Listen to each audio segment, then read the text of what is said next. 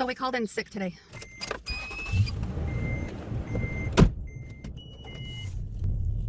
We attempted to work for about an hour and a half from home, but the mind was just extremely fuzzy, and I could feel a lot of sadness and crying inside, wanting to feel validated in this depression assessment. It's called the depression. Let me back up. I'm sorry. I'm kind of all over the place. Hi, my name is Crystal, and we are the Noodle System. This morning we did a video about the depression assessment evaluation that we're taking for the neuropsych department doctor. I'm not really sure if I'm speaking clearly.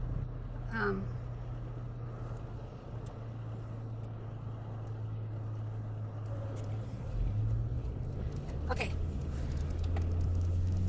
It's called the Beck Depression Inventory. The Beck Depression Inventory has 21 questions about depression symptoms. And we took it last year, and we didn't know we were we suspected we were, but we didn't fit what we thought it was, so we didn't require or request further examination. We didn't want to appear crazy, so we answered everything as one person. But yet, if we're triggered and something comes up for us, or we have different reasonings on why we want to answer different ways, it's a very conflicting test to take, because not all of our noodles are depressed, and we want to provide accurate information. So if it says something about the future, and are we hopeful for the future, a lot of our noodles would say yes. And if some of our noodles feel depressed and despair, then they're going to want to say no. And because we're trying to get help for the depressed ones, we would always answer with the one that would get us the antidepressants, right? I mean, that's how we would have to forge ahead. But then when we talk to professionals and they hear us talking in positive terms, and we know our CBT and we know our DBT and we know all these things, because when we're saying those things, we're yellow, but we can't seem to help the blue noodle. And you know, we have basically, wow, I'm just wasting the whole drive just talking and explaining what we're trying to tell you. But basically, we only got through questions 1 through 7 this morning because we want all of our noodles to be represented. We're not seeking antidepressants right now. We're actually seeking just a medical diagnosis. And how do we get a medical diagnosis with a Beck depression inventory? And when we got lots of different answers to provide. So I did 5 more questions. I have answers for 5 more of the 21. So that's what this is going to be about. This video that you're watching right now is a video about the next 5 answers. We did 1 through 7 before. Now it's 8, 9, 10, 11, 12. And then maybe I'll do another video if we answer the last few questions. But I'm doing this for my own video journaling and my own video memory keeping, because I don't have good memory. As you can tell, I'm not really sure what I'm saying. I'm not really sure if I'm going to remember saying all this, and I'm going to want to review this video later. So I'm doing this for myself. Now, if I end up sharing this on my YouTube channel, that's a whole nother story, and you may also find it informational or useful for your own Beck depression inventory. But it's not meant to be educational, and it's not meant to be any help as far as telling you how to take your own evaluations when you have a system. I have no idea if I'm doing this correctly or accurately, and I don't have any advice against it or for it, or something that will give you solid evidence. I'm really just sharing my own experience for my own self primarily, and secondarily, if it happens to help you understand you're not alone feeling conflicted on how to answer these types of evaluations and questions.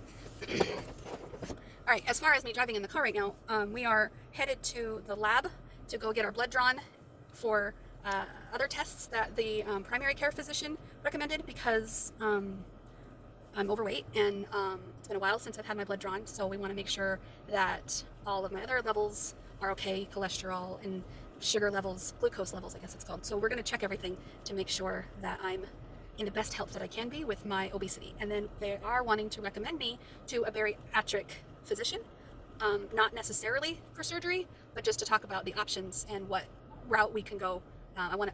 They mentioned having a team of professionals that can help me with my this basically improving my body health, because my mental health I've been focusing on for quite a while, which is why I think I'm so much further along than a lot of other new systems. But at the same time, I think if I can get my body health under control, my mind will also start to feel better on a lot of levels. So that's what we're starting. We're starting with labs. So I will do the video when I come back. This is going to be a long one. Well, I'll just do a video when I come back. All right, I'll talk to you later. Bye. All right, we're back. That took no time at all. She took 5 vials of blood from my veins. We were like a little kid in there, doing our best to not freak out about the needles. We've never usually had an issue before. Today we did for some reason. I think it's because the littles are out and they're wanting to front and they're wanting to experience life and they're wanting to do things for the first time, and I don't think they've ever really gotten a chance to before. We were really forced to grow up at such a young age, so we just didn't have experiences like a child would. And that was a scary thing. Our heart is still racing quickly.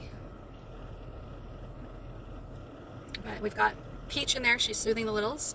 And, I mean, it's intense. Like, the whole headspace is intense right now. So it's really interesting. As Orange, I'm just communicating what's going on in there.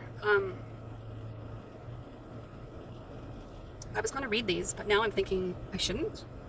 Because that's not where the headspace is at right now. Sometimes YouTube videos don't go as planned. I mean, I don't know if I'll post this. I don't know if I'll share it. I don't know if I will. I don't know if I won't. We were going to do this for our own selves, but right now we need to take care of the littles is really what's going on. We're not doing okay. And in the past, I would have just pressed forward and ignored what was going on in there. Kathy would. I would. Whoever I am, I would. And that didn't do anything good for us. All it did was create more havoc in the system. It caused anxiety, it caused depression, it caused uncertainty and instability. So we want to create this safe and loving environment right now, and the only way to do that is to not press forward, not keep going. We need to take a moment to pause and just be there for the littles that were really triggered with the needle prick. It's so interesting. I'm not judging, it's just really interesting to be somebody different, and yet aware that I'm somebody different, because that awareness hasn't always been there.